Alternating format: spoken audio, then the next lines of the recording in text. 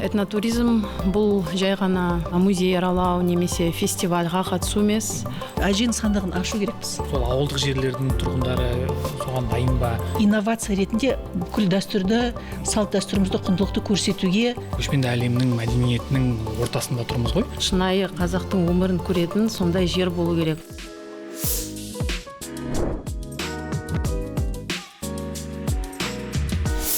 Құрметті көрермендер, сіз жалпы Қазақстан туризмнің онлайн академиясының подкастындасыз. Бұл жерде бір сағаттың көлемінде өте қызу талқы жүреді. Не туралы дейсіз ғой? Бұл этнотуризм, жалпы этномәдениетіміз туралы ой өрбейміз. Бүгінгі қонақтарымыз таныстырып өтейін. Алтынай Тәңірберген этнотехнологиялар жөнінде сарапшы, еліміздегі алғашқы киіз үй өндірушінің бірі, Қазақ үй компаниясының директоры, этнобағыттағы іс-шараларды ұйымдастырумен қоса. Және де Мейрамгүл Балгожина, Empire Travel Қазақстан тур компаниясының директоры, басшысы, идейный вдохновитель дейді. Соның барлығын қазір өзіңіздің тәжірибеңіз туралы ой қосып сөйлесетін боламыз. Ең басты мәселе мына жерде талқылайтынымыз, мысалы, енді әр турист бір елге келгенде оның табиғатынан бөлек, жалпы әсем ғимараттарынан бөлек, оның тұрғындарының бір тарихи, мәдени құндылықтарын, тұрмыс болмысын зерттеуге де келеді. Мысалы, Үндістанға да талай енді қатаң пікірлер айтылса да, онымен қоса, олар жалпы өзінің мәдениетімен туристерді тартып отыр. Ал біздің елімізге келетін болсақ, еліміз енді көшпенді әлемнің мәдениетінің ортасында тұрмыз ғой. Соған сол деп арнайы соған туристер келіп жатыр ма? Кішкене енді аздау шығар, бұл әрине мәселе. Сол мәселені талқылауға, оны қандай инструменттер қолдану арқылы, жалпы қандай насихат жұмыстарын жүргізу арқылы бұл саланың бағытын, этнотуризм бағытын қалай дамыта аламыз, сол туралы әңгімелесейік. Ең алдымен, Алтынай ханым, сіздің бұл енді этнотуризмге келген жолыңыз деп айтайыншы. Себебі этнотуризм адамның енді туризм саласында қатысты бір кейстарыңыз бар ма? Мысалы, бір дүниелерді байқап, бір мәдениетке деген бір құлшыныңыз оянып, сол үшін осындай бір кәсіпті меңгеріп, сол үшін этнотуризмге келдіңіз. Соның жолыңыз қызық болып тұр. Соны айтып өтсеңіз. Негізі этнотуризмге басқа саладан келдім. Менің бас мамандығым ол психология, психологпын. Бірақ 2011-ден 2019 жылға дейін біздің қалада BI группының жанындағы корпоративтік қайырымдық қор бар.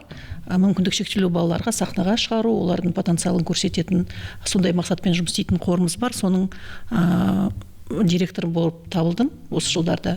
Сахнада керемет қазақша сөйлейтін, әр өңірде, негізі біздің батыс жақтан, Маңғыстауда, Атырауда керемет сондай қазақша сөйлеген біздің білім басқару бастықтардың сөйлегені, басқа да қонақтардың сөйлегені өзіме қызық болды. Неге десеңіз, мен орысша бітірдім мектепті, орысша оқыған адаммын, бірақ қазақ тіліміздің байлығы мені кәдімгідей сол жерде таң етті.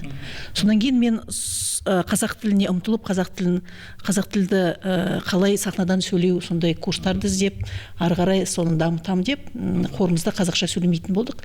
Қазақша сөйлеп, қазақша кәдімгідей өзіміздің тарататын құжаттарды істеп, тіл арқылы. Сондықтан содан кейін 2019-да нағашым, Жалғас Балғожин, менің нағашым, керемет бізде президенттің қолдауымен Ұлытауда туристік форум өтеді деді. Соған Алтынай кәдімгідей уақытты бөліп қатысты деді. Содан барғаннан кейін кәдімгідей, қалай айтады ғой, сол жерде бір отырғанда кәдімгідей бір енді қалай айтам, жаратушының ойлыма, рухани жаңғыру, қасиетті жер, жаратушының маған берген жолымды көргендей болдым. Сол жерде біз 2 күн қондық, мастер-класстар өткізілді, әдемі форум болды. Басқа барлық дүниежүзілікте этнотуризммен айналысатын сарапшылар келді. Кәдімгідей бүкіл Еуропаны Моңғолияға, Қазақстанға келетін және мына Қытайға, Өзбекстанға келетін көп компаниялар жиналған. Солардың кәдімгі кейсін тыңдап ойладым, неге бізде қандай жер, қандай салт дәстүріміз бар, басқаға ұқсамайтын, сақтап келе жатқан, әдемі көрсететін, одан кәдімгідей тек қана мына теория ретінде емес, кәдімгі бір бизнес кейс шығаратын, оның бізде терең тарихы бар ғой. Неге біз оны көрсете алмаймыз? Неге біз кәдімгі былай кәдімгі бір қаражат табатын, неге біз оны әдемі бір сондай кейске шығармаймыз деп ой туындады. Содан кейін кешке сол жерде отырып ойландым, осы Астана маңайында бір де қазақ ауыл, этноауыл дейміз, қазақ ауыл дейміз, бір де сондай жер жоқ қой бізде. Мысалы, бізде Балқарағайымыз бар, басқа да жерлер бар, бірақ кәдімгі салт дәстүрді көрсетіп, оны тек қана былай баяғы заманнан келе жатыр ғой, бірақ қазір өмір өзгеріп жатыр, көзқарас өзгеріп жатыр. Негізі терең тұрған ойды қозғалтпай, кәдімгідей инновация ретінде бүкіл дәстүрді, салт дәстүрімізді, құндылықты көрсетуге болады. Мысалы, неге мен өзім мамандығым психолог болғаннан кейін, біз енді Европаның қалай дейді, сказкотерапия дейді да, гештальт дейді, оны оқығаннан кейін ойлаймыз, ол бәрі біздің болмысымызда, біздің тарихымызда, біздің тәрбиемізде бар ғой.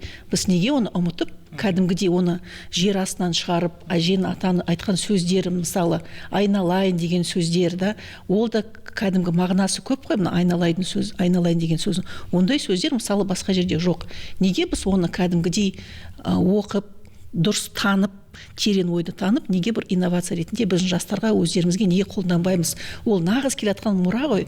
Соны көп ой қозғалды сол жерде, кәдімгі айтамыз ғой, сақалдық жерде. Көптеген миллиондаған сұрақтар. Иә, миллион сұрақ туындады. Ойладым, неге біз істей алмаймыз? Қолымызда бәрібір тарихшылар бар, этнографтар бар, әдемі жерлер бар, ұмытылмайтын салт дәстүріміз бар. Әке-шешеміз, атамыз, әжеміз, мысалы көп адамда енді тірі ғой, олар да айта алады, әдемі ұлттық киімдеріміз тек қана жай киім емес, өзінің статусын көрінетін киімдер. Мысалы, біз тек қана, мысалы, енді басқа елде тек қана бір киім болса, бізде бірнеше киім ғой. Мысалы, тақиядан басталады, орамалымыз бар, қасабамыз бар, керемет ақжаулық әжелердің, апалардың басына киетін киімдер бар.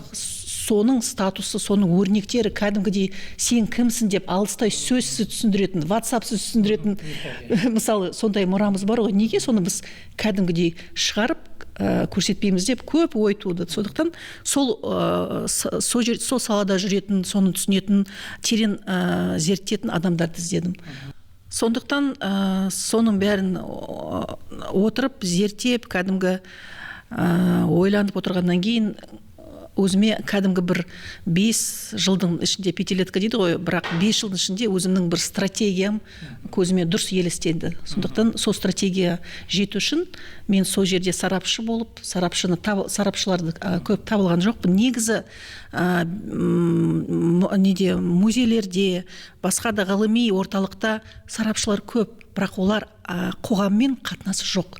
Олар жұмысын жүргізеді, мысалы, сол жерде жұмыстары, кітаптары, монографиялар қалады. Бірақ жай мына қоғамға, біздің адамдарға, жастарға жеткізетін тағы бір, енді бір адамдар, тағы бір мамандар жоқ. Сосын мен өзім түсіндім, менмін. Сол жердегі сарапшы екі жақты қосатын, екі көпірдің арасы менмін. Негізі біздің өзіміздің үкімет емес ұйымымыз бар, Қара шаңырақ деп аталады. Сол жерде жұмыс істейміз. Жақында міне өткен жылы біз Тілек Сұлтан деген білесіз шығар, этнотехнолог, этномәдени мамандықтың керемет ақжаулық киелі кимешек деген этнографиялық көрмені өткіздік жастарға, бүкіл қалаға, ұлттық музейімізде өтті. Соны кәдімгідей кітаптан шығарып, білетін адамдардан жинап, кәдімгі барын дайындап, қоғамға ұсынатын біз. Сондықтан сондай оймен, сондай пікірмен осы жұмысымды ары қарай жалғастырдым. Керемет, Алтынай ханым, ол енді кітап жазуға болады екен ғой? Әрине, кітапта жазылып отыр ғой. Жатқан шығар, иә, дұрыс.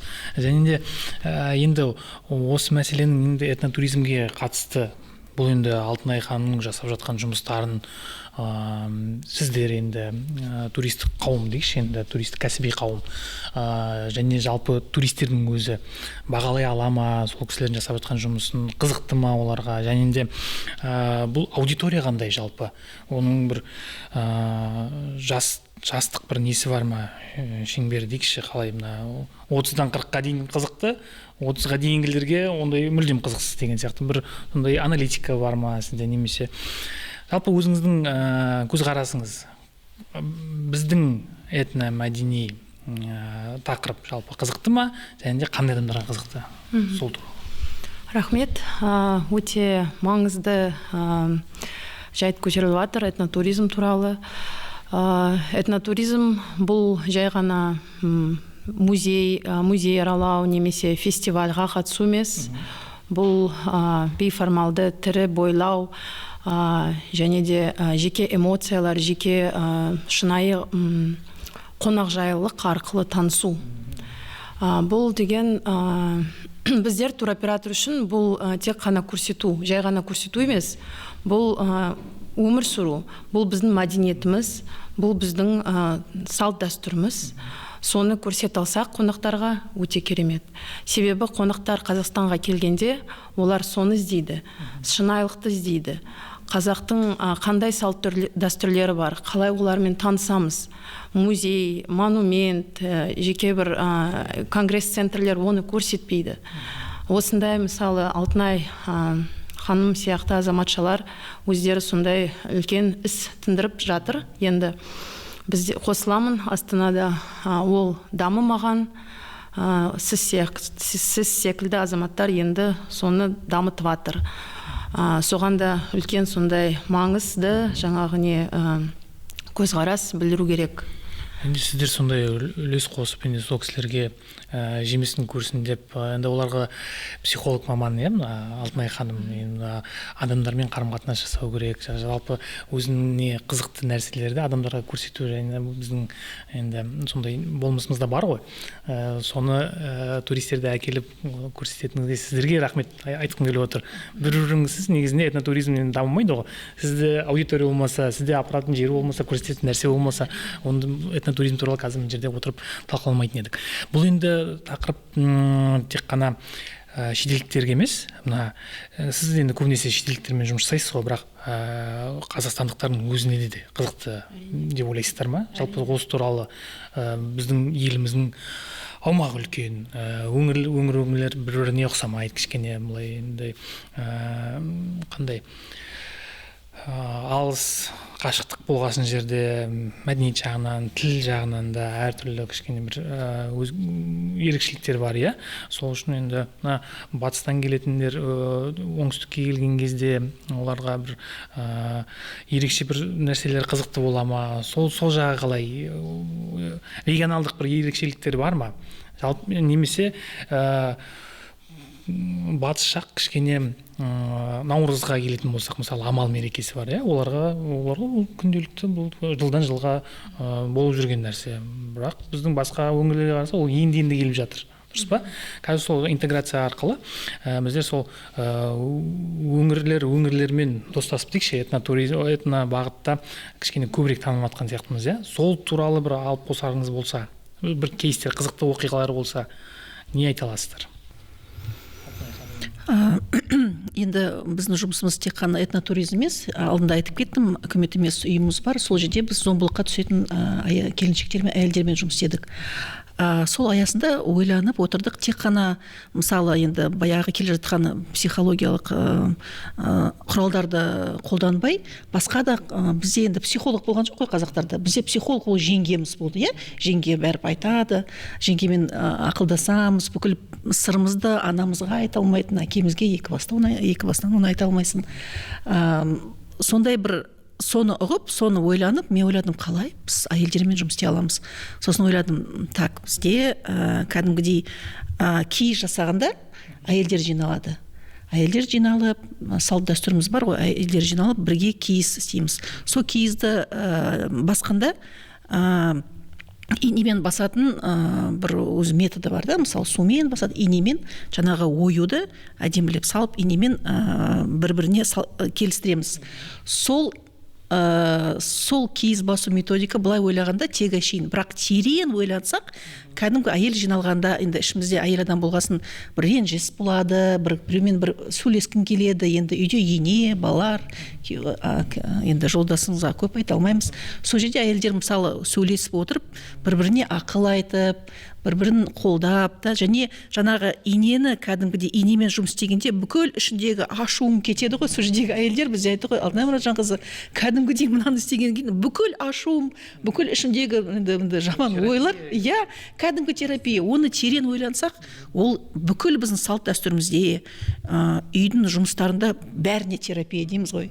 Және де міне мысалы біздің жұмыс барысында бізде Жорға Астана деген өзіміздің атқа мінет, ат сүйренге арналатын клубымыз бар.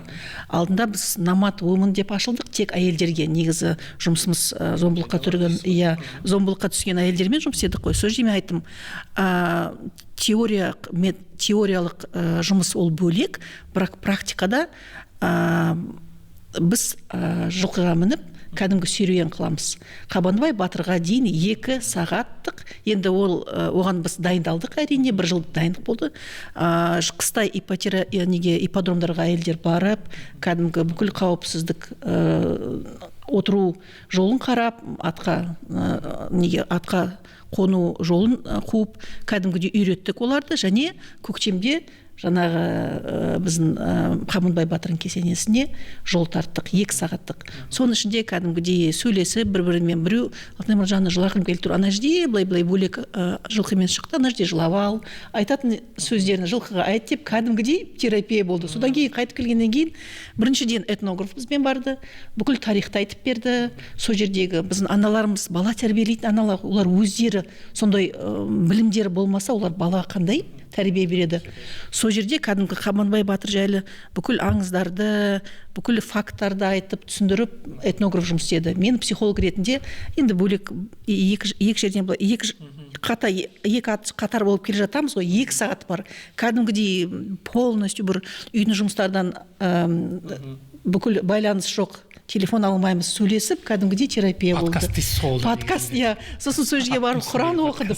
Бір жақтан ол психологтардың терапиясы қазақша. Мен айтамын ғой, атқа отырып қазақта болған жоқ психолог. Негізі сенің психологың жеңгең, және жылқы, тазы иттеріміз, мысалы, тазы иттер қаппайды ғой, қасыңда жүреді әрқашан, сенің кәдімгі жолдасың болып да.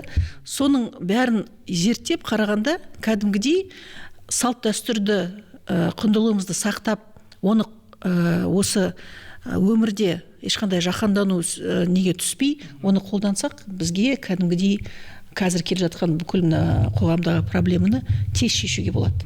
Содан кейін негізі біздің мақсатымыз этнотуризм дегенде тек қана қонақ әдемі жерлерімізді көрсетуге, дәстүрімізді кәдімгідей өз-өзімізді тәрбиелеп, басқа сандықтағы, әжеміздің сандықтағы тұнып тұрған керемет құралдарды алып, оны жаңғыртып, жаңа жариялап, түсіндіріп. Негізі сол мақсатымыз. Этнотуризммен солай айналысып кетті.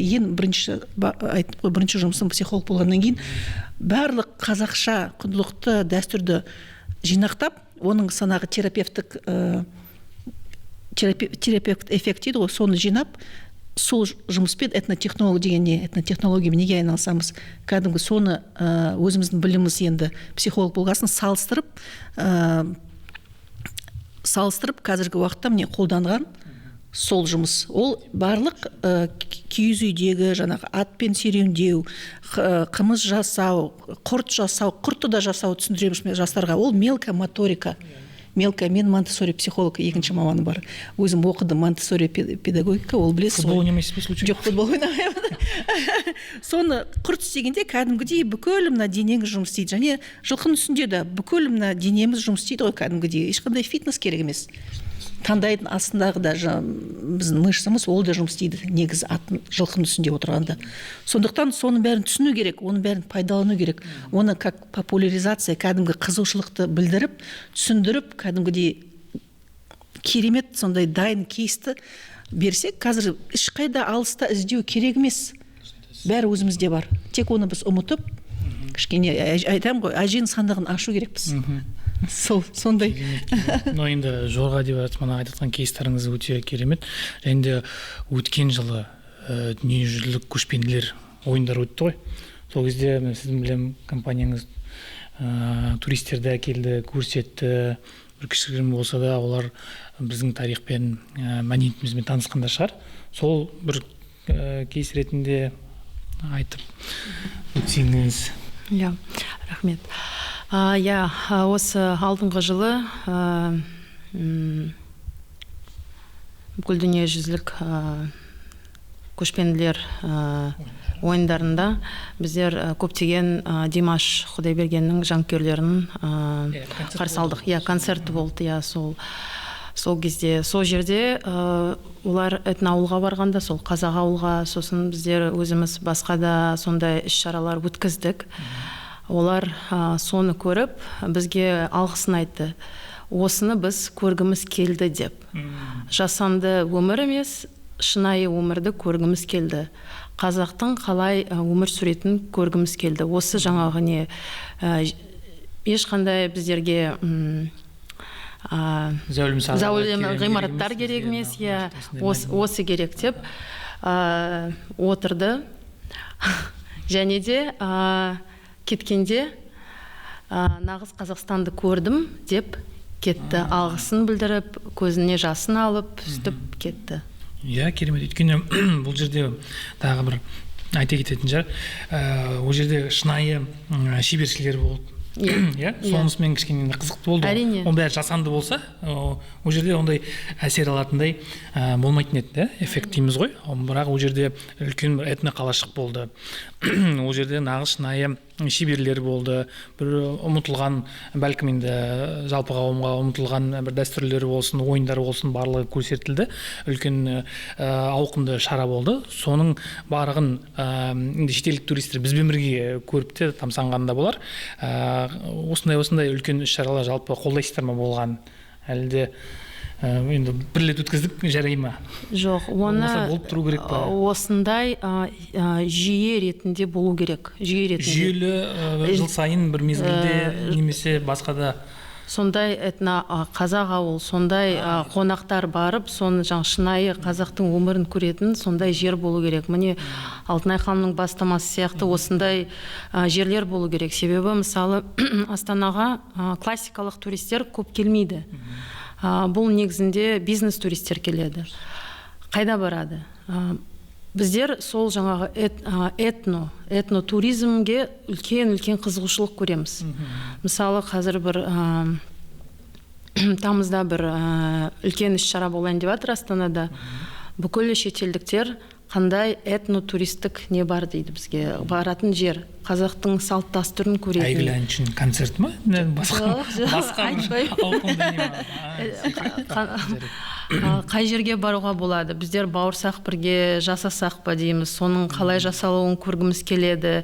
Мысалы бір әже бауырсақ пісіріп отырса, қасында бір ұста бір зат жасап тұрса, мысалы құрттың қалай жасалғанын көрсе, шынайы сондай сезіммен өмір, қазақ өмірін сүргендей кетеді ғой. Мен соңғы жылдары байқағаным, осындай бір іс-шараларда әрбір өңірлерден келіп, енді әкімдіктер болсын, енді тапсырыс болар, бірақ орындау жағынан қазіргі таңда өңірлер болсын, жалпы әкімдіктер, бизнестер барын салып жасайтын болып көрініп жүр маған. Енді бәріне бірдей алаң беріледі, мысалы барлық өңірлерге бірдей киіз үй, бірақ әрқайсысы әртүрлі әрлендіреді, ішін контентін толтырады, қасына бір қазан ошақ қойып бірдеңе пісіріліп жатады. Соның мысалы енді ойлаймын да, бір тұрақты жер болса, Астанада расымен де бір әдемі жер болса, соның енді қолөнершілер бар, жалпы ұстаз, қалай айтады, енді шеберлер бар, сол жерге барып, коммерциялық деңгейде болсын отырып, кәсібін монетизация жасаса. Бұл енді біздің ұлттық музей бар ғой, соңында, төменгі жағында, сондай бір алаң бар. Ежелгі базар павильондар ретінде жасалған. Сол жерде бұйымдарын сатып неседі. Енді ол ішкі шағын, бір арнайы үлкен қалашық болса, қандай да бір үлкен іс-шара болсын, сол жаққа келген қонақтарды соған апаратындай сонымен келсем. Енді бұл мәселе енді инфрақұрылым жағына келсек, этнотуризм жалпы қандай да бір көмек керек, үкімет тарапынан болсын, кәсіпкерлер қолдау керек па, жалпы бір шеберлерге немесе осы саламен айналысатын адамдарға қандай месседжер керек, общий бір не жіберсек, месседж жіберсек, бізге мынау керек, бүйтейік, сөйтейік деген сияқты қандай не айта аласыздар? Мысалы мына дүниежүзілік ойындар болғанда бізде мына соңғы күні ақш елшіліктің көмекшілері телефонмен звондап бізге жасанды емес әдемі бір қазақ ауыл керек, сіздің телефоныңызды берді, білмеймін кім берген. Сосын айттым, біздің дайындығымыз болған жоқ, бірақ біз келесі күні келеміз деді, ертең келеміз деді. Жақсы, біз дайындаламыз деп қарсы алдық. 30 біздің ковбойларымыз келді. Соларды ауылдың адамдардың бәрін жинадық біз. Және сосын мүмкіндік шектеулі балаларды жинадық. Оның ең бірінші мақсаты болды, соларға біз өзіміздің сыйлықтарымыз бар, және өзіміздің мәдениетімізді, жаңағы шалым бар ғой, лақтатын лассо дейді оларда. Соны лақтырып көрсетеміз деп, сондай алаң бізге керек. Жарайды, бізде жер енді Құдайға шүкір бар ғой. Келіңіз дедік. Сол жерде кәдімгідей қазақша өлеңдер айтып, дастарханға отырғызып, батасын беріп, мысалы бірге олар бізбен отырып, өздерінің ағылшын өлеңдер, біз қазақша өлең айтып, балаларға сыйлық беріп, атқа мініп, неде интернетте көресіңдер шығар, ковбой үлкен сондай алғыс білдіріп жатыр, жазып интернетте шығарған ақш елдерінің елшіліктің инстаграм парақшасында да ол да бар. Соны біз сол жерде соны өткізіп, енді кетіп бара жатқанда бізге мына бір сыйлықты бере аласыңдар, қандай десем, ана ненің үстіндегі май кәдімгі табиғи natural meat деп шықты, бред деді ма, бір әйтеуір ағылшыным, енді көп ағылшынша сөйлемейміз, бірақ соны бізге бер жібересіз ба дейді. Мен айтамын, әрине бізде дайын ғой, морозильникте бар ғой, майдың енді майский май дейміз ғой, соны сақтап қойдық. Соны кетіп бара жатқанда кәдімгідей соны түсініп, кәдімгідей соны орап алып кетті. Соны біз ойландық та, кәдімгідей шетелден келген адамдарға шынайы керек. Дұрыс, мына қандай біз сиырларымызды көрді, қойларымызды көрді, соның бәрін көріп, кәдімгі балалармен атқа мініп, керемет сондай шара өткіздік бірге. Инфраструктураның сұрақтарын қозғалсақ, ол ең ауру, сондай енді қалай айтайын, қазіргі уақытта біздің қазақ ауыл қол жеткізе алмайтын сондай сұрақ. Негізі біз далада тұрамыз, Ақмолдың ауылына жетпей 35 километрде бізде солға кетеміз, бір 4 километр жай жол. Сол жол жаңбыр болғанда қыста жеткізбейді. Негізі біз өз табиғатымызды, өз құндылығымызды, сиыр сауған, қойдың еткен, қалай қой бағамыз, атқа міну бәрін көрсеткім ұсынғымыз келеді, бірақ инфраструктура болмағасын светті өзіміз жүргіздік, суымыз бар. Бүкіл мына киіз үй өндіріспен айналысқаннан кейін өзіміздің киіз үйлеріміз бар. Сол жерде қазір міне киіз үй шығаратын цехтың кәдімгі экскурсия деп шығарып көрсетіп жатырмыз, қосымша.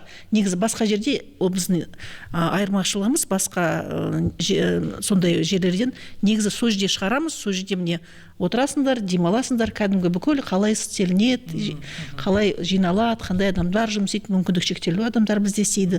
Сол салада жүргеннен кейін ол ары қарай жүре береді ғой, жалғасып, сол адамдарды жұмысқа алып, қазір міне социальный предприниматель дейді ғой, сол жер ретінде жұмыс істеп жүрміз. Соны көрсеткеннен кейін бір тек үлкен сондай бізге сұрақ жол. Негізі Ақмола облысының біздің туризм департаментіне жазып хатты сұрадық, жолды жүргізе аласыз ба? Негізі бізде тек қана туризм емес, бізде өндіріс және әлеуметтік бизнеспіз да. Сол 3 бағытта біз жұмыс істеп жүрміз. Соны кәдімгідей соны істеуге болады ма деп айтып жүру керек, үндемесең енді ештеңе болмайды ғой. Хат жазайық, осындай алаңдарды пайдалана отырып, енді бір осындай қиын мәселеге келген сұрақтарды айта жүрейік. Үндемей қалсаңыз осылай енді тұра береді. Сол жолды ешкім де салмайды, ешкімге де керек емес болады, өзіміз салмасақ. Ал жалпы осы жергілікті халық сол этно туризмді дамытуға атсалысып жатыр ма? Енді манағы мүмкіндік шектеулі адамдарды айтып жатырсыз, олар енді білмеймін, басқа жерге бара алмайтын болғасын келіп жасай ма екен, ал мына сол ауылдық жерлердің тұрғындары соған дайын ба, немесе олар оған өте қызық емес шығар, олар қалаға барғысы келетін шығар, қандай тенденция қазір? Соларға да бір месседж беріп қойсақ. Негізі өте қызық. Қазіргі уақытта білім керек. Сол акселератор ретінде кәдімгі қалай жай ғана сиыр сауғанды керемет бір жаңағы этнотуризмге айналған бір турды қалай көрсетуге болады. Мысалы, қаладан бізге қыздар келеді, бізге сиыр сауды көрсетіп жіберіңіз дейді. Мен айтамын, алдында тегін көрсетіп жүрдім, енді мастер-класс деп керемет шығардым. Өзім әдемі киімім бар, өзім кәдімгі дәстүрім бар, ана сиырды қалай дайындаймыз, сиырмен қалай сөйлесеміз, қалай сауамыз, содан кейін қалай оны сүземіз, сосын апарып жаңағы сепараторға саламыз. Соны бәрін өзіміздің да май істейтін кәдімгі баяғы Ақмола облысында, кім білет, Ақмола облысында кәдімгі бір дөңгелек сондай май істейтін бір құрал бар, соны тауып алдық біз этнография ретінде. Біздің экспонатымыз содан көрсетіп, бәрін керемет турды ұйымдастырдық.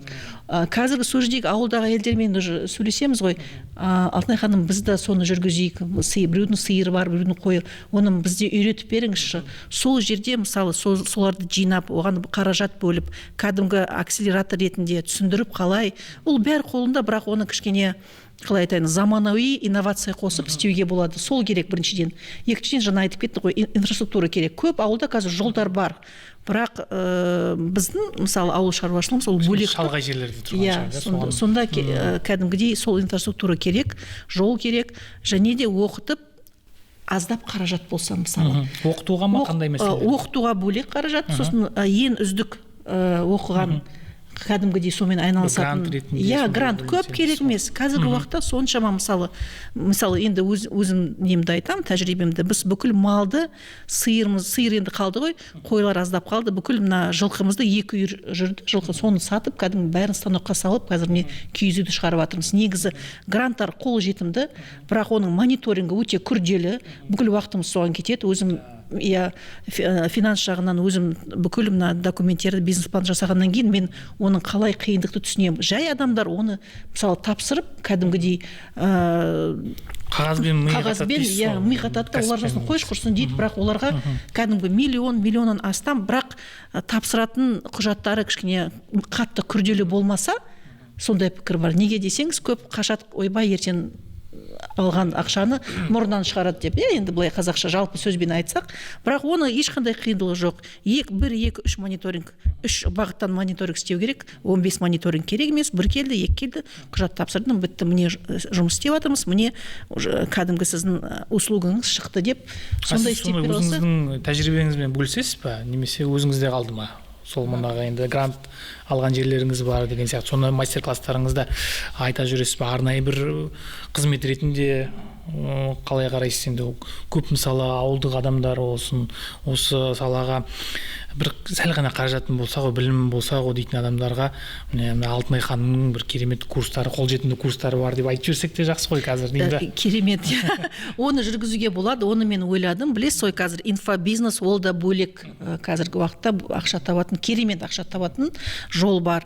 Қазір кішкене енді бүкіл уақытымызды өндіріске жібергесін, сол жақ кішкене ақсандап қалды, бірақ қыста өзіміздің кәдімгідей видео сабақтарды кішігірім бір 20 минут, қазіргі білесіз ғой, адам 1 сағат, 1,5 сағат қараламайды, бір 20 минутта көп деймін, 15 минут ішінде былай бүкіл мына өзімнің тәжірибемді қысқа түсіндіріп, нақты без воды дейді ғой, қазір суланбай, кәдімгідей дұрыстап, осы жерді істейсің, осылай болады, осы жерге барасың, осындай құжаттарды тапсырасың, кәдімгідей соны істеймін деп жоспарлап отырмыз, бірақ бәріне уақыт керек. Ол бәрі өзімнің тәжірибемнен шығады. Мысалы біз Астана қалалық біздің Астана халық акиматтың 5 миллион өткен 2 жыл бұрын 5 миллион грантына біз грант ұтып алдық. Соған мысалы құралдарды алдық. Өткен жылы Каз Innovation білесіз ғой, соған да қатыстық. Бірақ мониторинг күрделі болғасын және басқа да олардың шарттары маған ұнаған жоқ. Сосын мен одан кәдімгідей бас тартып қолға договорымызға қол қойған жоқпын. Өзіміз ойладық, өзіміздің малдарымыз бар, соны сатып. Негізі бір ай, 2 ай кешіріп жүрсек, біздің бүкіл қазіргі уақытта тез істеу керек. Негізі ең бірінші уақыт бізде қазір шектеулі болады, уақыт кәдімгі алтын болып тұр.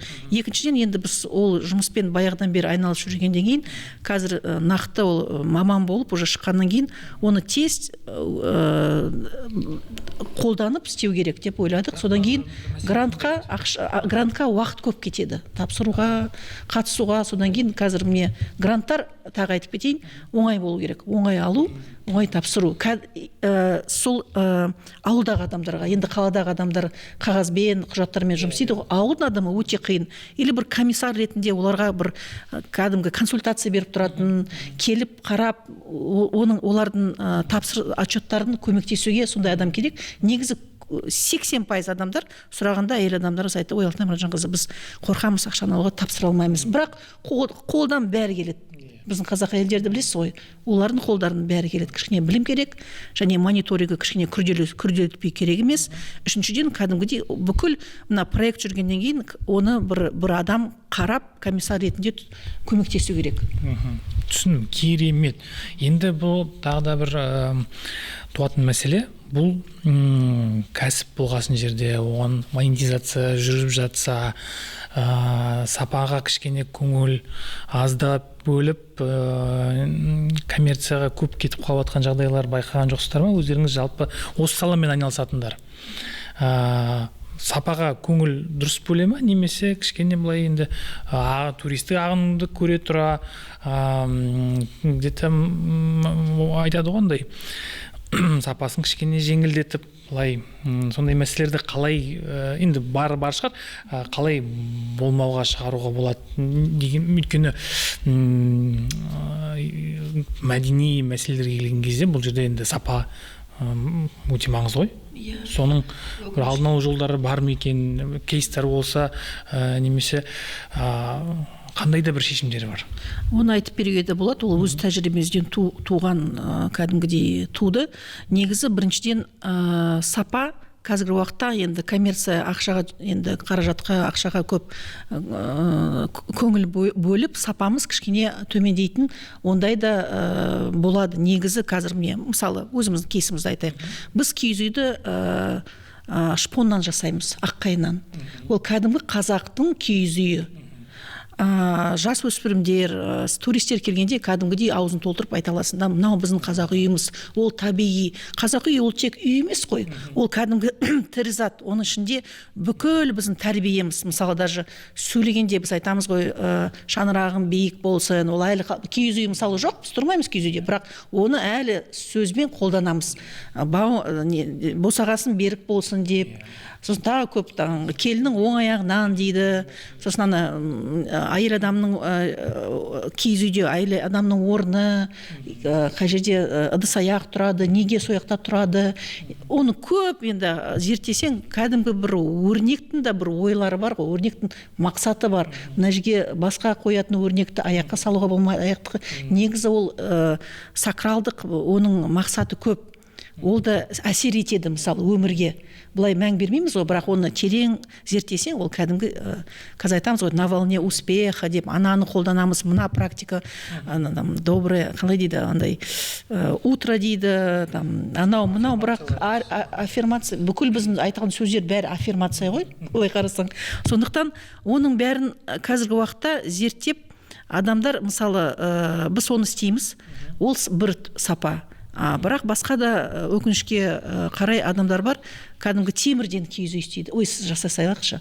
Сосын андай, ой, әйтеуір қазақша ғой, бірақ сапасы жоқ. Келген туристер сосын ойлайды, қазақша, нағыз осындай екен, бірақ оны кәдімге оған жол бермеу керек. Негізі, ең біріншісі, ол кәдімгі бөлек мына шынайы киіз үй жасап шынайы этнотуризммен айналысатын адамдарға кәдімгі бізде ол қазір енді шығады деп ойлап отырмын. Кәдімгі оны түсіндіріп, подкаст түсіріп, теледидарға шығарып, оқытып, және оған кәдімгі бір марапат болса, мысалы түсіндіріп, не осылай жүргізу керек деп кәдімгідей бөлек орнына қойсақ, кәдімгі оны өзінің бағалау керек. Ол шынайы еңбек. Қазіргі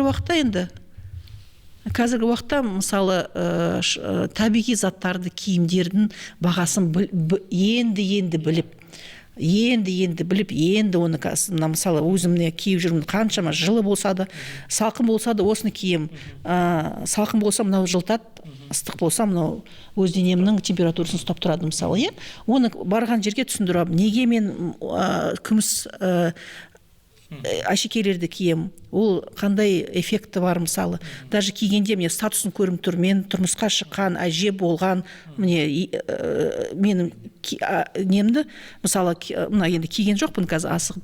Құдағи жүзігім де бар, ол негізі мен құдағи уже болған, сондай тәжірибеге жеткен, сондай статусым бар деп, соны түсіндіргенде кәдімгідей адамдар түсінеді. Ары сен Мельхиордан киіп оны кәдімгідей анау өз сәйкес келмейтін тұрмысқа шықпаған қыздар мысалы жүзіктерді киеді. Бізде бір үлкен апайлар соны киіп алады мысалы да. Енді оның да бір мағынасы бар. Үлкен болса ол кәдімгі таңба ретінде болады. Бірақ кішкентай қыздардыкін кейде киіп алады да, соны айтқың келеді, айналайын, ол да енді сізге жараспайды деп жайлап енді түсіндіреміз.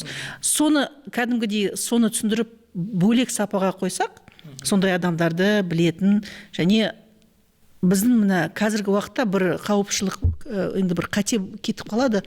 Мен айтам, білмегеннен жаңағы темір киіз үй, енді мен заманауи заттарды қолдану керек. Ондай ешқандай не жоқ. Мысалы чехол жасайық, мысалы су өткізбейтін, бірақ киізі дұрыс, кәдімгі өзіміздікі болсын. Ішіндегі көрпелердің оюлары да сәйкес келіп тұрсын. Кітаптар, атластар бар ғой, бәрі бар. Соны қолдану үшін сол кісілерді кәдімгідей бір бағалап, соны кішкене көрсетіп, сапасына болмысына сәйкес келіп тұрған адамдарды кәдімгідей біз білу керекпіз. Солармен сөйлесу керек, солардың айтқандарын кәдімгідей теледидардан, басқа да подкасттан көрсетіп, оны кәдімгі бренд ретінде шығарту керек. Неге десеңіз, мысалы Жапонияда қарасақ, ана кимоносы да қандай керемет. Ешкім андай синтетикадан кимоно тікпейді ғой. Кәдімгі табиғи андай әдемі ою өрнектері, мынандай кимоно, мынандай. Кореяға барсан, олардың да киімдері. Басқа еш жерден сапасы төмен синтетика заттардан өздерінің бренд, мысалы ұлттық киімдерді жасамайды. Оны кәдімгідей зерттейді, тыйым салынады. Сол бізде де болу керек. Қазір алдында біз соны талқыладық. Ұлттық киімді қорғайтын бізге заң керек. Білесіз ба да, киіз үй ұлттық киімдерді киіп алады, ана жерде неше түрлі перформанс, анау-мынау дейді, бірақ ол ұлттық киімізді қорлау деген, кәдімгі жерге тастаған деген сөз. Сондықтан соны шығарсақ, соны кәдімгідей бөлек, бізде енді өкінішке қарай, қазақ заттары там иісі бар, анау дұрыс емес, анау андай деп көп мындай, бірақ ол адамдар білмегендіктен, білім болмағандықтан. Ал білім болса, мен айттым ғой, әжемнің сандығынан бүкіл білімді шығарып, әдемілеп, заманауи бренд ретінде көрсетсек, оны жастар да, біздің уақыттағы адамны енді қабылдай алады да, оны қолданады. Ол біздің енді басқа жерге барғанда кәдімгідей ішінде патриоттық сезім оянады ғой. Кәдімгідей біз әдемі киімдерімізді киеміз. Ана жерде мен қазақпын, қазақша өлең айтып жүреміз ғой. Бірақ өзіміздің ауылымызға келсек, кәдімгідей соны ұмытып кетеміз. Сол кәдімгі мен Түркияға қатты міне, мысалы оларды түріктерге қарағанда олар қайда болса да өзінің түркінің жаңағы киімдерін, салт дәстүрін айтып, түркше сөйлеп жүреді. Соны біз де ұмытпай кәдімгідей биік ұстасақ, бізге де кәдімгідей құрмет та түсінікті болады. Енді ақырын бір түйінге келейік. Жалпы этнотуризмді көп талқыладық. Жалпы мәдени тұрғыдан туристерге қандай әсер деген сияқты, олар сол үшін де келуі мүмкін мәселесін де қарастырдық. Енді бұл туристерге керек болса, енді соны дәріптейтін кәсіптерге керек болса, бұл үкіметке керек па? Жалпы бизнеске керек па сіз сияқты? Соған бір жауап беріп, ақырын қоштасуға дайындалайық. Негізі біздің мәдениетіміз бұл дайын бренд. Бірақ та бұл бренд этнотуризм ретінде еш жерде ілгерітпейді. Мысалы, басқа елдерді айта кетсек, енді онсыз да болмайды. Қырғызстан, Монғолия, Грузия, мысалы, Япония айтып кеткеніз, Корея, олар өзінің этно туризмді қалай бренд қылады. Біздер де солай жасауымыз керекпіз. Ол этнотуризм бөлек бір нақты даму жоспары болу керек. Бұны үкімет жасау керек. Үкімет осындай Алтынай ханым, басқа ханымдар мен жаңа азаматтар сияқты азаматтарды басын қосып, осы жоспарды құру керек. Соны біздер дамытуымыз керек. Себебі бұл біздің национальная идентичность, біздің этникалық сондай біздің қазақи ұлтымыздың сол барлығы. Осыны біздер өздеріміз жасамасақ, келе жатқан ұрпақтар да ешкімге ол керек жоқ болмайды. Ешкімге керек болмайды. Өзімізге керек болса, туристерге де керек емес қой. Әрине. Сондықтан біздің үміттенеміз, біздің этнотуризм, жаңағы қазақтың болмысымыз, құндылығымызды жаңартамыз, оны әжеміз айтып кетейік, әжеміздің сандығынан шығарамыз да, оны қолданамыз. Ол қадімгі біздің брендіміз, біздің басқа елден, басқа ұлттардан біздің кәдімгі айырмашылығымыз. Қазір уақытта біз енді жаһандану дейді ғой, оған түспей өзіміздің идентификациясын сақтасақ, негізі ол ең бастысы мақсат. Сен қазақсың, қазақ былай да қазақ болып жазылады, былай да біздің атауымыз да ерекше. Ешкімде ағылшын, басқа Жапонияда екі жақтан былай оқысан да қазақ болып шықты ғой. Өзі олардың атаулары, ол да ерекше. Оны түсіндегенде, осылай екен деп жастар, мысалы, жастар емес та кәдімгідей қуанады. Сондықтан үмітіміз мол, алды уақытта этнотуризм кәдімгі басқа салалармен бірге қалыспай үлкен деңгейге шығады деп үміттенеміз. Этнотуризм жаңа ішкі туризмнің планында болса да, жоспарында арнайы бір даму жоспары жоқ. Ешқандай бір қолдау, субсидиялар сияқты, гранттар, соны қосып, соны дамыту керек. Енді көптеген нәрселер былай бар да шығар, оны кейбіреулер білмейтін де шығар. Соны жеткізетін насихат құралдары болса, соны атап өткендей, енді гранттар былай кішігірім бар ғой, енді соның алу жолдарын, солардың жеңілдету жолдарын сіздер айта жүрсеңіздер, сіздер этнотуризм, жалпы этномәдени құндылықтарымыз бізге керек, туристерге де маңызды деп сіз айта жүрсеңіз, біз енді осы кәсіппен мемлекеттің ортасында тұрған көпір ретінде мемлекеттік енді ұйымдарға, басшылыққа жалпы біз айта жүрсек, осы мәселені алға алып, көтеріп, дамытып, елімізге